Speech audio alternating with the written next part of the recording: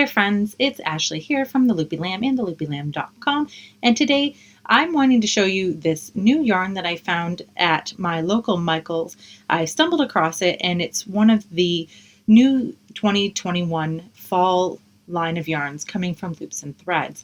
So before we get started, if you're not already a subscriber, please consider hitting that subscribe button and please hit the like button if you're ready to get started.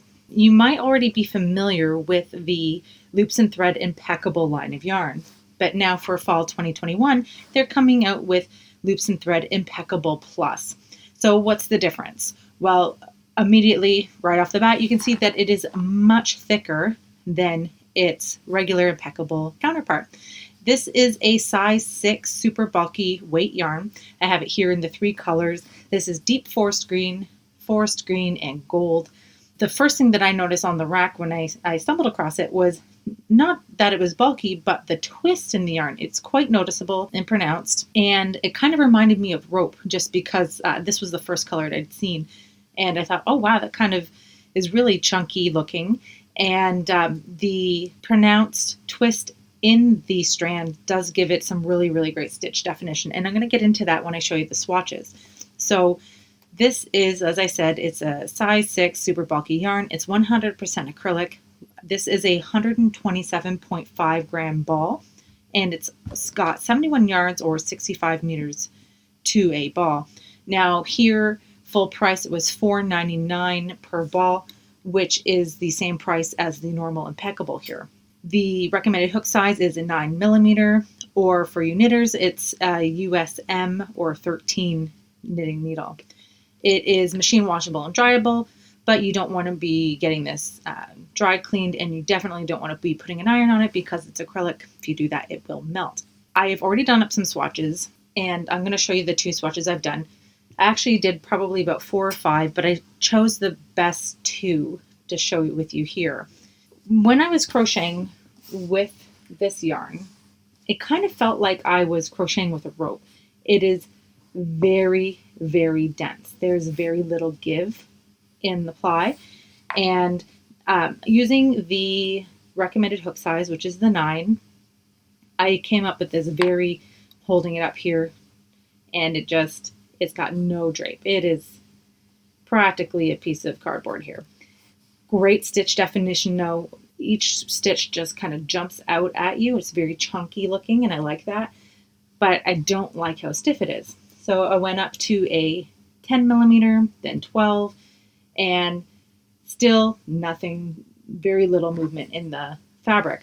And as I normally do, I started with my singles, moved on to half doubles, and then into the double crochets up at the top. My favorite fabric that I got out of all my swatching was this one here, and I'll actually put these next to each other so you can see the difference. And for this one, I used a 15mm crochet hook. And now that one got me much more drape in that, it bends a little bit on its own. It's still not ideal, but I'm hoping that with some washing, it will soften up. I didn't get a chance to wash my swatch yet because I'm going to be frogging these and working on a project with it. So I wanted to wait to wash it until after I made sure I had enough yardage here. So again, with this, I've got singles, halves, and double crochets up at the top. You can see that there are more gaps in the fabric, but I think overall this fabric felt the best, as well as it's not as stiff. So I really liked it with the 15mm. For this yarn, my first inkling is to go with like a basket just because of how dense it is and how well it stands up. Other projects I've considered are cowls. There is a blanket pattern on the label, and actually, while we're looking at it, it does recommend a 10mm hook for the blanket. So if it was me, I'd start with nothing less than a 10. Everybody's tension is different, but I would start with a 10mm and incrementally move my way up depending on what I wanted my fabric to look like. But I actually initially bought this for a hat, and so depending on if I can get the kind of flexibility in the fabric that I want, I might do a hat, or I might do some sort of home decor project.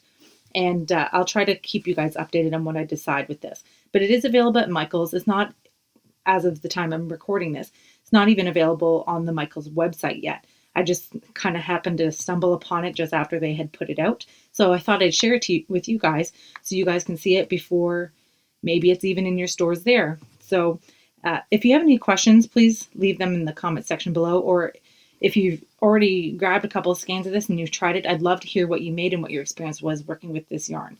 But overall, it was okay. I didn't really love it. If I had to choose between this and another super bulky yarn like Woolies Thick and Quick, I'd probably end up with the Woolies Thick and Quick because I feel like it gives me a little bit more drape and there's a little bit more fluidity in that than this.